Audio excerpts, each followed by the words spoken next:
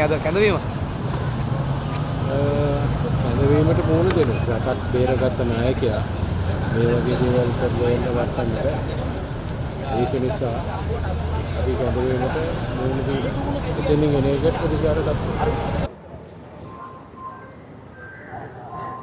ජනතාව අපි ගෙන්නන්න දෙයක් නැහැ. ඉතින් ජනතාව කැමැත්තෙන් එනවනේ මේ අපි ගෙන්නුව නම් ඉතින් මීට වඩා ජනතාවක් ගෙන්න අපිට ජනතාව එහෙම කියලා ගෙන්නන්න අවශ්‍ය නැහැ. ඒට අදාළ පුද්ගලයා ගෙනිහිල්ලා මරණ තර්ජන කළා එල්ලලා මැරෙන්න සලස්සනවා කියලා ඊට පස්සේ බලහත්කාරයෙන් මහින්ද රාජපක්ෂ හිටපු ජනාධිපතිතුමාගේ එතුමාගේ පුතා වන නාමල් රාජපක්ෂ මහතාගේ නම් දෙක බලහත්කාරයෙන් ඒ ප්‍රකාශයට අරගෙන ඒ බලහත්කාරයෙන් ප්‍රකාශයක් අරගෙන අස්සන ගත්තා කියලා ඒ මියගිය කපිල චන්ද්‍රසේන කියන පුද්ගලයා අධිකරණයට දිවුරුම් ප්‍රකාශයක් දීලා තියෙනවා.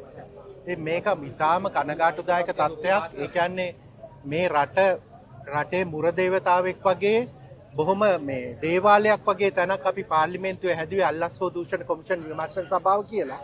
නමුත් මෙතන මේ කටයුතු කරන ආකාරයට මේ දේවාලය ඇතුලේ සමහර පුද්ගලයන් පහරන්න කටයුතු කරනවාද කියන ප්‍රශ්නේ තියෙනවා.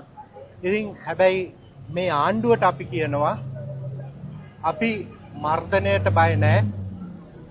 ඔබලා මර්ධනය පටන් ගන්න අපි අවසන් කරලා පෙන්නන්නම් කියන කාරණේ කියනවා.